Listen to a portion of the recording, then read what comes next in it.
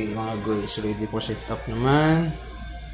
Another 3-post machine from HP. So HP Engage Flex Pro. Kung natay tatlo sa keyboard, MSR, biometric. Another new biometric ato na sa setup mga guys. Kag nata diri duwa ka printer head sa star. So challenge naman yung mga guys, no? Banat-banat na sa dunani. Okay, so muna nga itong mga items nga i-set up naman mga guys diri sa ito ang store. Alright, so ready for paano siya